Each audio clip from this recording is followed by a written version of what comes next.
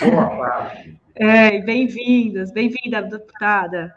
Mas Super obrigada pelo convite. Eu estava adorando aqui a entrevista da Adriana. Por mim, ela seguia ainda. E eu gostei muito, Dri, quando trouxesse o livro da Malala, que é lindo, é primoroso esse trabalho da Adriana, não só para as crianças, né, mas para todas as pessoas. É primoroso, tanto a história contada por ela, quanto graficamente também. Um abraço, então, para vocês, Vai, Ângelo, Dri, todo mundo. E começamos com esse protesto que derrubaram. Querem nos derrubar, Vai, mas não vão conseguir. Não vão conseguir, não conseguirão. Ângelo Del Vecchio, seja bem-vindo, grande abraço. Boa tarde, um abraço a Adri, Renato, a deputada Maria do Rosário, de quem eu não sou eleitor, porque moro em outro estado, mas acompanho a atuação, brava atuação. Parabéns, é um prazer estar aqui e debater com vocês. Acho que o som do Ângelo está um pouquinho baixo, é só para mim. Não, por mim está legal. Tá bom, acho que está bom. Então é coisa de velho. Meu melhor atributo não é a voz. Viu? Ficou melhor. Não, mas é uma voz interessante. O meu também não é. Vamos lá. Queria começar a conversa com vocês, né? Vou começar pela deputada Maria do Rosário, falando sobre a última pesquisa que saiu hoje, dando crescimento do apoio ao impeachment. A Adri, acho que tem os números aí, né? E, ao mesmo tempo, da ampliação da rejeição do Bolsonaro. A se confirmar com outras que virão essa pesquisa, o cenário parece se agudizar, né? E abriu a boca do jacaré. Né? Porque você tem os dados na mão aí, Adri? Tenho sim, olha só, a rejeição do Bolsonaro, 64% reprovam a gestão do governo Jair Bolsonaro, uma alta de 6 pontos em comparação a 2 semanas. Somente 31% aprovam o governo, 5% não souberam opinar. Já o percentual dos que acham que o Bolsonaro deve sofrer impeachment saltou para 58%, um aumento de 8 pontos em relação ao levantamento do final de julho. Então, ou seja, tanto a rejeição como as pessoas que apoiam o impeachment dispararam, né? Tiveram um grande crescimento recorde. Então, queria passar para a deputada para analisar por que acha que houve esse crescimento. Dri, eu avalio como um somatório de fatores. Agora, primeiro eu quero comemorar isso, né? Eu quero comemorar muito que as pessoas comecem a se dar conta ou estejam em meio a tudo isso que está acontecendo no Brasil, a perda da capacidade do Brasil de responder às necessidades da população, a pandemia, o genocídio como um todo, né? Ou seja, demorou muito. E se demorou na população, está demorando ainda mais, tem um descompasso com o Congresso Nacional. O Congresso deveria ser a casa da democracia, as casas da democracia. Eu ouvi o presidente do Senado ontem falando que nós não podemos banalizar o Instituto do Impeachment. O que está banalizado no Brasil é o Instituto do Crime de Responsabilidade de Bolsonaro. Ele comete crimes todos os dias.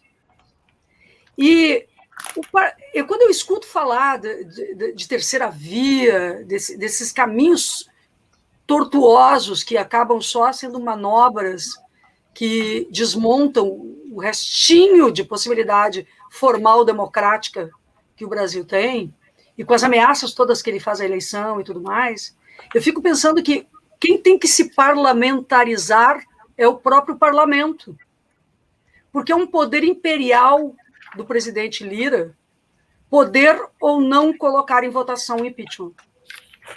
Não é possível que o parlamento continue sendo um poder tão presidencial, onde a mesa diretora e o presidente da Câmara têm poder absoluto sobre a possibilidade ou não de avaliar-se crimes de responsabilidade do presidente da República e tantas outras coisas. Então, a ciência política, de um modo geral, sempre fez uma análise de que o Poder Executivo tem um grande poder de agenda e o Legislativo não tem poder. Eu meio que contesto isto já de algum tempo, porque toda matéria que vem do Executivo, ela tem poder de ser transformada no Legislativo. Mas, do ponto de vista da estrutura de poderes, quem tem poder mesmo é o presidente da Câmara dos Deputados. E o fato dele não colocar em votação o impeachment mantém um programa de destruição do Brasil. O que significa que uma parcela dessa elite antinacional, antidemocrática, continua esse projeto, mesmo com todos os arroubos autoritários, mesmo com tudo, porque estão ganhando com isso, né? E ganharam nas privatizações, aí tem os Correios, querem ganhar na reforma administrativa. Então, o que realmente eu comemoro, mas eu creio que a população hoje tem que pressionar Bolsonaro e tem que pressionar o Poder Legislativo e o presidente do Poder Legislativo. Muito bem. Acho que eu estou sem som, né? Estou com som. Ângelo, queria te ouvir em relação a essa pesquisa e os resultados, ao comentário também da deputada. Bom, eu fundamentalmente concordo com a deputada, né, Maria do Rosário, e vejo concordo inclusive com essa falta de necessário protagonismo do legislativo, né, um legislativo que assumiu uma estrutura que é imperial e cada vez mais, uma mudança no regimento interno que ele opera, Agora, o que me impressiona é que nós temos uma situação que aparentemente é paradoxal, né? Quando a gente pega os dados da pesquisa, o crescimento dessa rejeição do Bolsonaro em taxas que são astronômicas, né? De uma semana, 8 pontos, é 1 ponto ao dia, né? Então, ela cresce em PG. É que nós temos uma conjuntura política acelerada. E ela é acelerada exatamente pelo ativismo golpista do Bolsonaro.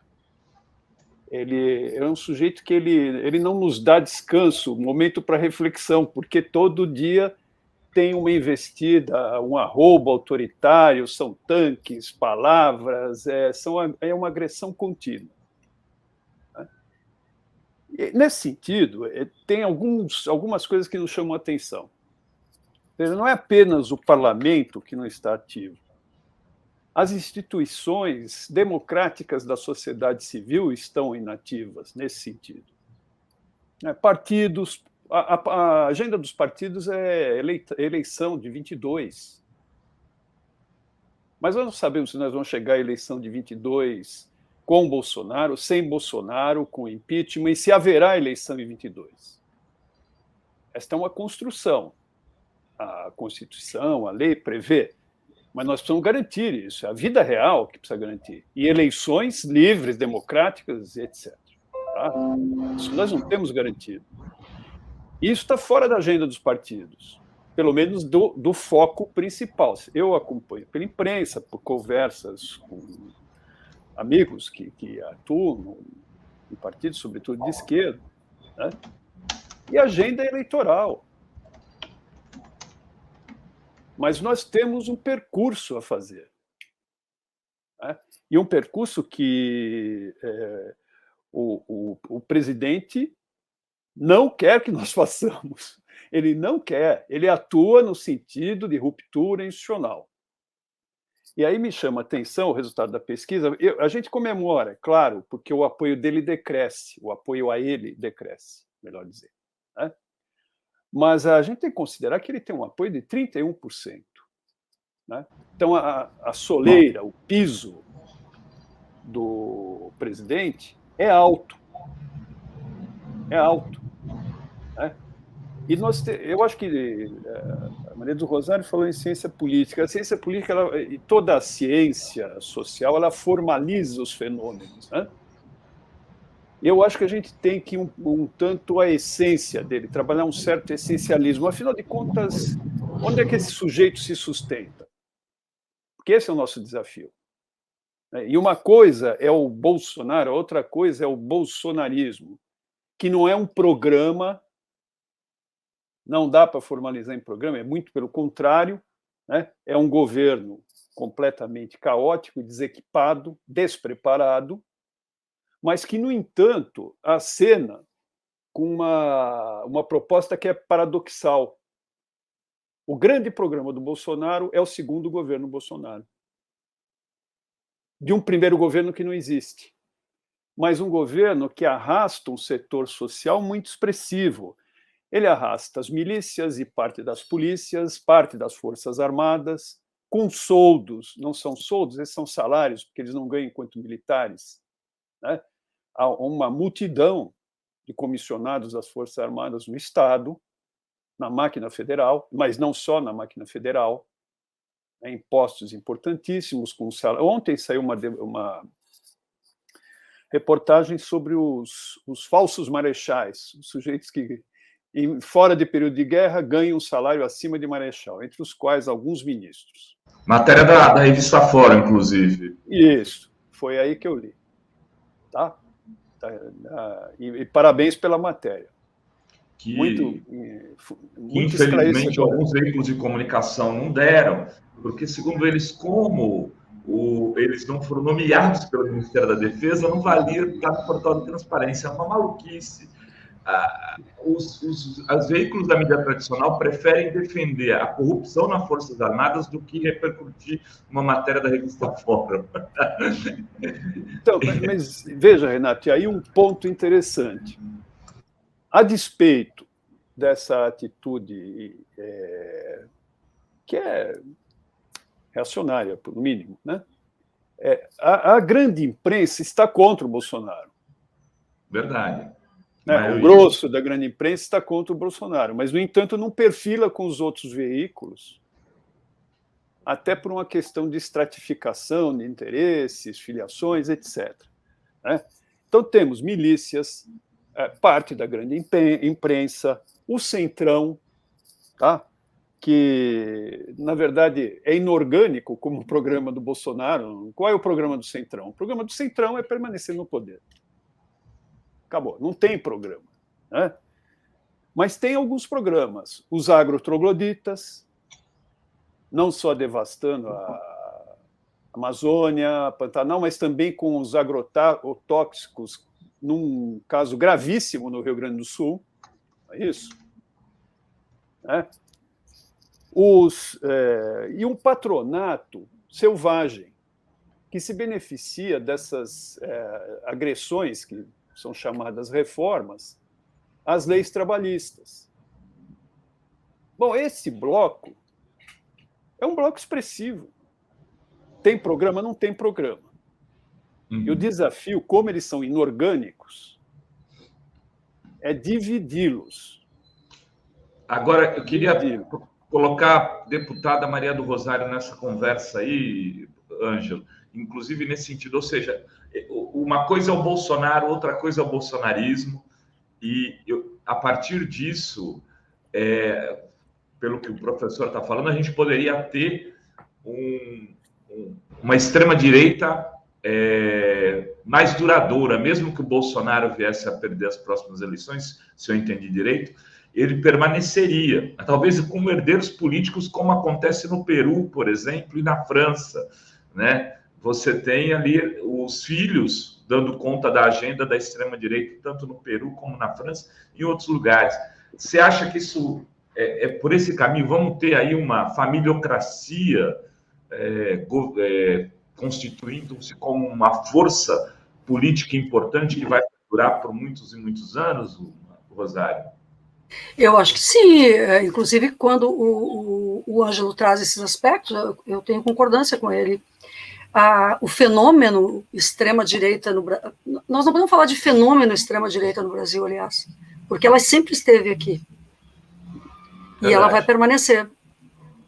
Ocorre que, durante algum tempo, eles estavam dentro da estrutura do Estado, mas estavam colocados dentro do pacto que foi produzido com a Constituição de 88, eles estavam diminuídos, né? Eles não falavam na ditadura. Eles não falavam. Quando eles começam a falar sem vergonha da ditadura, da tortura, eles começam a se empoderar ideologicamente para construir um bloco e se unificam. Eles não vão sair desse lugar. Vão continuar disputando o Brasil com estes valores que carregam. Ocorre que no Brasil essa direita fascista fez um acordo não só com os neoliberais mais corrosivos do Estado, mas com os ditos liberais que se apresentavam, né, como democratas. Como é que a gente se pergunta por que era uma escolha difícil? Não era. Então, quando o Ângelo traz esses aspectos, eu acho que ele nos alerta adequadamente que nós não podemos subestimar nem a figura Bolsonaro e muito menos a extrema-direita e o seu programa difuso é verdade, mas governar com o caos é ter também uma linha de governo. Todas as políticas públicas foram sendo destruídas, mas vejam que desde o Temer até agora, a emenda constitucional 95 entrou em vigor e há uma linha coerente de diminuir o Estado, de privatizar, enfim, que ataca a soberania, destrói bases necessárias para um modelo de desenvolvimento autônomo do país. Então, o que eu avalio é que, mesmo que a gente separe o bolsonarismo do Bolsonaro, porque a extrema-direita nem é só o bolsonarismo, ele não é um adversário que nós devemos pensar que vai diminuir desses 30% para ser enfrentado. Para derrotá-lo, nós vamos ter que derrotar uma parcela do pensamento nacional. Por isso que nós temos que fazer um embate político, ideológico, a discussão econômica, sobre os fundamentos do Estado, sobre o projeto de desenvolvimento do Brasil, a sua inserção internacional. Eu acho que este conjunto precisa ser melhor enfrentado. E aí o Ângelo trouxe um elemento que eu quero refletir aqui com vocês, porque realmente nós não podemos ter uma pauta só que pense que nós estamos na normalidade democrática e temos eleições marcadas. Por isso, eu acredito que nós temos que manter, de fato, usando uma fala da galera, assim, a chapa quente mesmo na pressão contra Bolsonaro, o bolsonarismo e contra os seus aliados. Porque se nós não fizermos essa pressão agora, inclusive conseguindo potencializar as contradições que estão emergindo cada vez mais do Poder Judiciário, do Supremo. Se nós não conseguirmos potencializar este adversário, ele se manterá como uma espada colocada contra o povo para o seu objetivo, que é renovar um mandato contra o Brasil e contra a população, e um mandato fascista. Um segundo mandato de um Jair Bolsonaro não seria nem como este. Eu não tenho dúvida nenhuma que os arrobos desse tipo de figura buscam que o Brasil entre numa aventura de fechamento, de perseguição direta à oposição, de tortura, de censura. Eu não tenho nenhuma dúvida. O que eles não têm é poder para isso até o momento. Agora, por outro lado, o que sustenta, então, esse sujeito e esse conjunto? Eu pergunto para vocês, quando a ditadura já estava nos seus estertores, nós tivemos o mais longo período de todas as ditaduras, a nossa foi a mais longa, a que não ia embora, a que a gente não conseguia botar para fora. O Geisel anunciou lá em meados de 70, falando, e o Golbery, de uma abertura lenta, gradual, segura para eles. Eu realmente penso que os militares por dentro do governo hoje, que não são poucos, como disse o Ângelo, que ganham muito, eles estão em busca de manter os privilégios, mas também de uma saída à la autoanistia. Porque como é que eles sabem? Como é que eles vão sair simplesmente? Vamos nos colocar ali. Eles sabem o tamanho dos crimes. Eles estão sustentando um Pazuello que estava no comando de um ministério com propinas para todo lado. Essas propinas geraram mortes. O atraso na vacina nos levou mais de 200 mil pessoas. Há denúncias no Tribunal Penal Internacional. As denúncias serão feitas igualmente contra essas figuras de governo nos tribunais nacionais. Então, qual é a preocupação que eu vejo na leitura que eu faço destes movimentos? Alguns talvez estejam espelhando o que eles fizeram, quando deram de fazê-lo, com a lei de anistia, que se auto-anistiaram. Totalmente ilegal, mas se mantiveram impunes, à margem de serem cobrados das responsabilidades. E isso, sim, sabe, para o Brasil, isso é um nó da nossa democracia. Nós nunca vamos chegar a um lugar de cultura democrática enquanto nós tivermos esses lugares escuros, essa coisa nebulosa sobre a República, sobre quem governa, que é uma gente que se vale do poder, que faz o que quer, que destrói pessoas e não acontece nada. Nem na democracia. A nossa democracia não foi construída sobre bases reais, fundamentos. A gente se enganou, a gente achou que tinha construído uma democracia. Eu posso dizer para vocês, eu achava que a nossa democracia era outra. Eu me enganei. Muito bom, acho que queria esse gancho que eu enganei também. Eu queria que o Ângelo Delvecchio, se pudesse falar a partir disso. Estamos aí chegando ao final do nosso programa, mas vamos ter pelo menos mais uma fala para cada um dos convidados. E tem comentários? Tem aqui o professor Edson Oliveira, obrigada pelo superchat, ele diz: brava companheira Maria do Rosário, uma grande lutadora do Rio Grande do Sul, fora Bolsonaro. Tem também o Décio Amadil, Fórum voltou e fora Bolsonaro, a galera aqui no fora Bolsonaro. Obrigada pelo superchat, Ângelo. Bom, eu quero não fazer um contraponto, mas um diálogo com a Maria do Rosário. Eu acho que nós temos um aparato democrático significativo. É claro que não... Bom, eu devo ser um pouco mais velho que você, mas nós vivemos a transição da ditadura para aquela transição que também não terminava com Sarney, etc. e tal. Bom, aí veio a Constituição de 88, resolveu-se o caso. Né? Mas nesse processo, nossa geração e os que vieram antes, todos que lutaram contra a ditadura, nós construímos um aparato democrático na sociedade civil.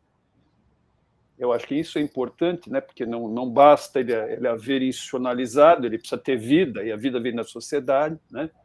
É portentoso. Eu acho que a Constituição reflete isso. Esta luta foi inscrita na Constituição, ela existe, mas é óbvio, ela precisa ser revivida a todo tempo. Mas não apenas nessas instituições formais, eu chamo a atenção para a cultura. Né? Um episódio muito chato que aconteceu recentemente, essa manifestação do Sérgio Reis, que é um velho artista brasileiro, etc. e tal. Não houve uma única voz do mundo artístico a defendê-lo. O que ele fez é exatamente o oposto do espírito geral dos operadores da cultura brasileira. Então, eu penso que isso é um patrimônio democrático. O silêncio é um silêncio de repúdio em relação a ele. Isso é um patrimônio democrático. E não é à toa que, por isso mesmo, o governo Bolsonaro nomeou como inimigo o operador cultural. Porque é um foco de resistência. Então, mas eu concordo, é claro que isso precisa adquirir vida, especialmente os partidos políticos precisam se pronunciar, precisam se aliar aos sindicatos que estão encurralados e que também se pronunciam muito pouco, os organismos da sociedade civil, porque é isso que mobiliza as instituições, né? Agora, essas são nossas casas-matas. No entanto, eu penso que a gente precisa colocar, e é uma coisa que falta, os termos da luta, qual é o embate e que pactos são possíveis construir.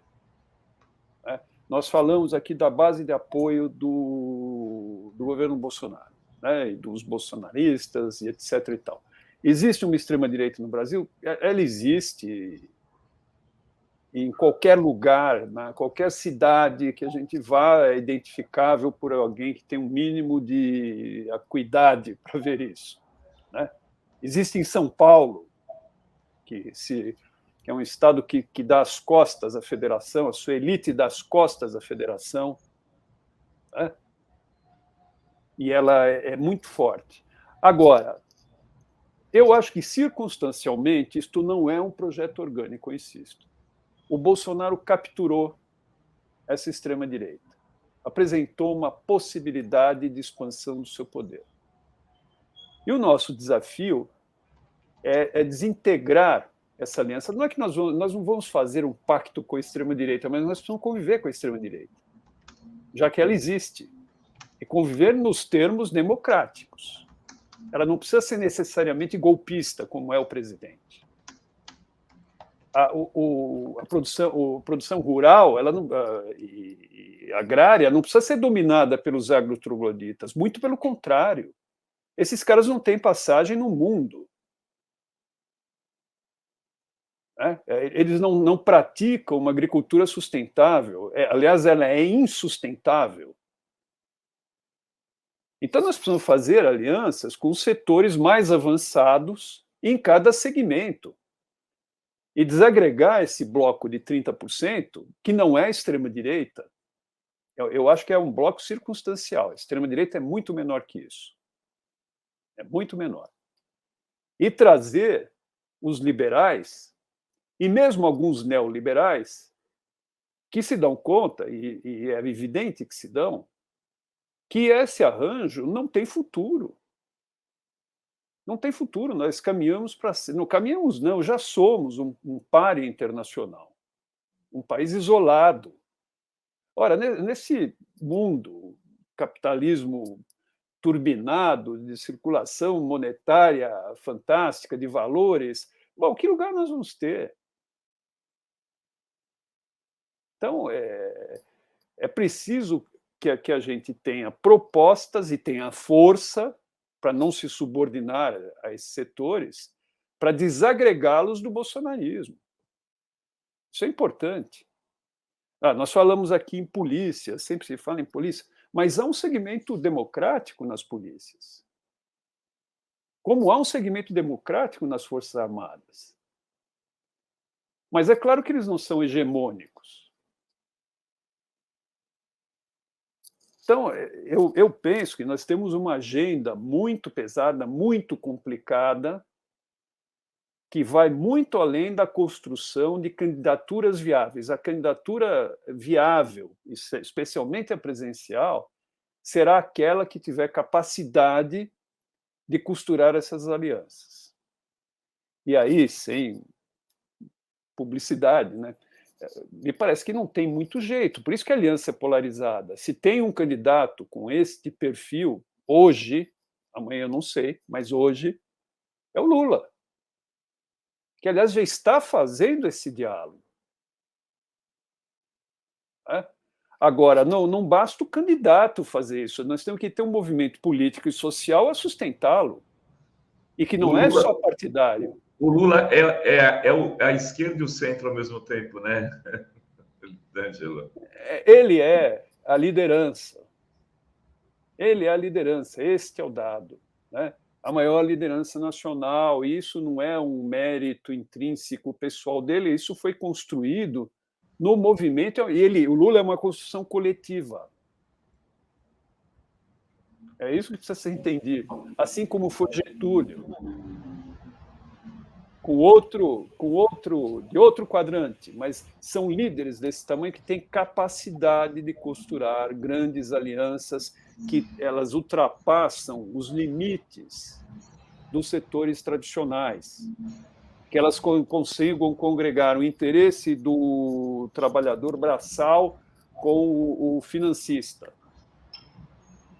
Porque também o financista não pode só viver de especulação sem produção material, porque quebra, óbvio.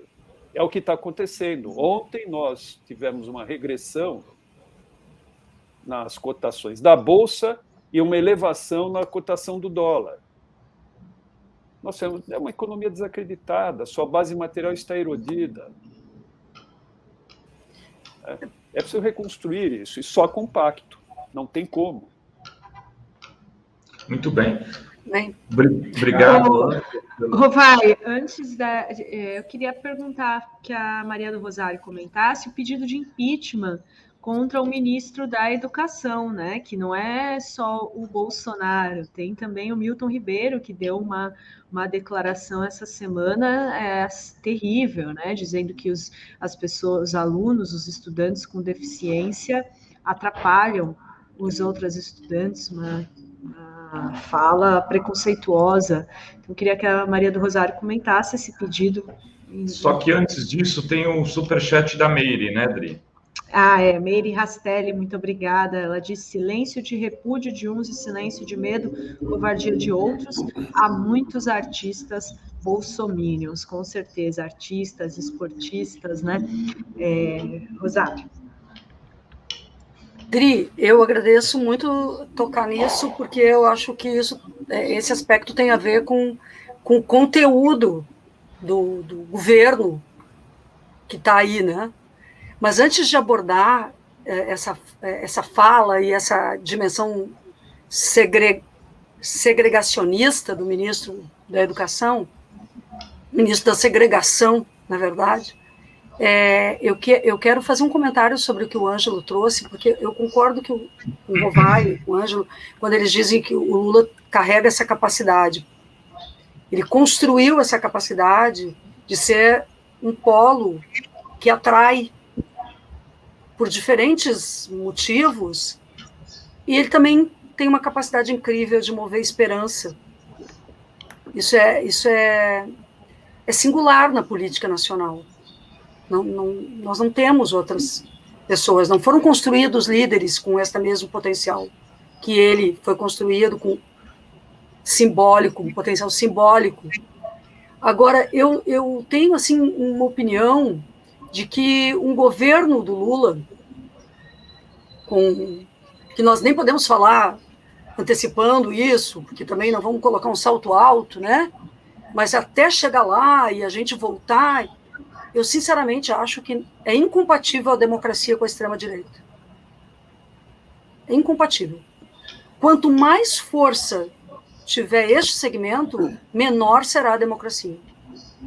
Sobretudo no modelo brasileiro, de instituições, onde o que eu vejo e que observo na democracia brasileira é que, sim, as instituições estão aí, as pessoas, inclusive, dizem as instituições estão funcionando, mas elas estão funcionando para quem?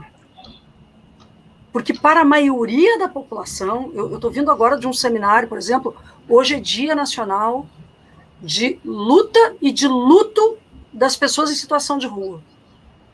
Para tal Janaína Pascoal, para esse povo, sabe, que não tem um restinho de humanidade, que inclusive nega princípios liberais de direitos humanos, é difícil a gente pensar em democracia, porque a democracia não é só um congresso aberto. Ela é também o que tu planeja para a tua vida. Como é que as pessoas vivem? Quem não tem hoje nada em casa não está na democracia. Então, acho que a gente vai ter que alargar um pouco o nosso desejo de democracia no Brasil. Nós temos que ser desejantes de uma democracia política, participativa, de cidadania, que as pessoas tenham condição de serem cidadãos de fato, reclamarem do seu poder, reclamarem seus direitos, se organizarem. Então, é disso um pouco que eu falei. Eu acho que a extrema-direita é o contrário disso. Não é, porque a extrema-direita só quer ela própria se manifestar. Quando os outros segmentos se organizam, é pau, elas usam o Estado para matar. Se as pessoas se organizam numa favela para falar do ônibus ou da moradia, sabe, o braço do Estado é pesado com o povo. E isto é uma cultura introjetada de extrema-direita. Eu localizo isso, entendeu? Então, claro, vocês vão dizer, não, nem todo mundo na polícia é isso. Não, tem movimentos importantes dos policiais antifascistas. Eu mesma tenho procurado ter diálogos sobre direitos humanos e segurança todo o tempo, mas eu fico pensando que todo o nosso esforço ainda é muito pequeno e muito menor do que a forma com que o próprio Estado alimenta a sua formação patrimonialista contra esse povo pobre, esse povo negro, esse povo que não tem nada, que é tratado que nem coisa pelo Estado brasileiro. E que começou a ser tratado como gente quando o Lula chegou lá, né? Ainda que o próprio Fernando Henrique tenha muitos méritos. Mas por que ele não conseguia também? Porque é o projeto econômico neoliberal. Então, eu acho que o Lula fez uma virada. Agora, se o Lula for fazer uma virada no projeto econômico desse Brasil de novo, o tal do transatlântico fazer a volta, vocês acham que essa elite brasileira, se a extrema-direita tiver poder, vai deixar ele fazer alguma coisa? Olha, eu fico preocupada. Bom, mas, de toda forma, nós aqui da democracia sustentamos que se a extrema-direita for democrática, que exista, né? Que exista, enfim. Mas nós vamos derrotá-los. Sim, existam, mas existam de um tamanho que realmente represente o que, enfim, represente uma posição na sociedade, mas eu creio que nós devemos trabalhar para derrotá-los. Muito bem. Bom, e sobre o ministro, eu diria o seguinte, toda a legislação brasileira, todas as normas internacionais, a Convenção dos Direitos das Pessoas com Deficiência das Nações Unidas, foi muito violenta a fala do ministro. Ela não é só para as famílias ou para as crianças com deficiência. Ela é uma fala segregatória. E é uma fala antipedagógica. Eu sou uma professora, sabe, eu me incomodei com isso muito mais do que me incomodei com muita coisa que todo mundo considera absurdo. Porque o que me parece é que a pessoa que é responsável pela educação brasileira está dizendo... Primeiro ele falou que as universidades não são para todos, mas agora ele falou que as pessoas com deficiência atrapalham. E isto é uma forma de dizer que estes brasileiros e brasileiras não têm direito à educação. Como o direito à educação é universal, eu acho que ele não pode ser o ministro da Educação. Aí nós aprendemos lá com o tal do Weintraub, pelo menos aprendemos uma coisa com ele, que pode haver impeachment de ministro. E eu disse, olha, eu não vou deixar passar esse sujeito sem cobrar que ele não pode ser o ministro da Educação com uma posição de segregação. Até porque, na minha vivência, essas crianças com deficiência, elas ensinam muito mais para todas as crianças, para todos nós, e aprendem também muito mais quando estão juntos. Todas aprendemos muito mais quando aprendemos o sentido da educação, que é exatamente o contrário do que este senhor falou, que eu estou com dificuldade de chamá-lo de ministro. Porque em todas as pautas dele, seja no fundamentalismo religioso, seja nas questões do ajuste dos recursos, da exclusão dos pobres, e agora, isto, sabe, remonta os nazistas carregando as crianças com deficiência para os campos de concentração. Carregando, sabe, isso para mim, eu senti de uma forma muito violenta isso. Não se pode deixar uma autoridade pública dizer isso. Então, por isso, eu entrei com pedido e estou buscando assinaturas. E é claro que aquele Aras, que está lá na PGR, não vai dizer que não. Mas fica para a história que esse senhor não foi contestado quanto à possibilidade, moralmente falando, de ser ministro da Educação no Brasil. Muito bem, Maria do Rosário, Ângelo Del Vecchio, estamos chegando ao final aqui do nosso Fórum 11h30. O Ângelo é diretor da FESP, né, Dri, da Faculdade de Sociologia e Política. Está com inscrições abertas ainda? Sim, pós-graduação. Nas pós-graduação, né, Dri? E vai até quando as inscrições, Ângelo? As inscrições irão, salvo engano meu, até o fim deste mês, comecinho de setembro. E quando é que começa? Já começa. Já começa? Já começa porque são cursos modulares. Que legal, né? Eu vou fazer um curso com o Ângelo. Eu fiz pós-graduação na FESP. Que legal. Vou entrar no site aí para... É legal que são cursos na área de humanidades, então tem antropologia, ciência política, relações internacionais. Eu fiz meio ambiente e sociedade. Foi muito legal. Eu sou secretária de formação do PT nacional e eu estou tentando, estou trabalhando muito assim com a Fundação Perseu Abramo, com a Escola Nacional. Isso tem sido minha paixão, assim, trabalhar a formação militante no Brasil. Nós temos atuado, é mais restrito a São Paulo, porque agora, com a pandemia, que nós nos aventuramos ao mundo virtual, né? Mas isso é interessante porque amplia a abrangência.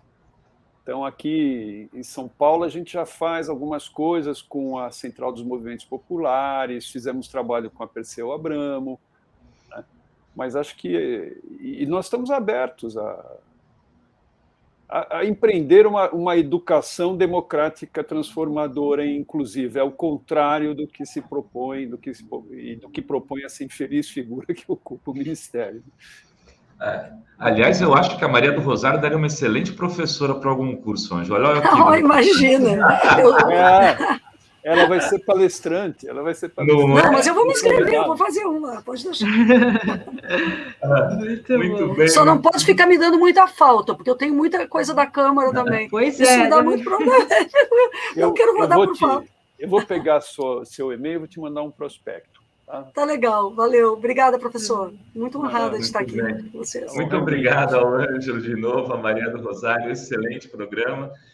É isso, né, Dri? Chega para o final. Isso. Queria agradecer. Amanhã teremos Miguel do Rosário, Serginho Amadeu e Marcos Caseiro. E segunda-feira, Fernando Haddad, exclusivo aqui, um grande bate-papo.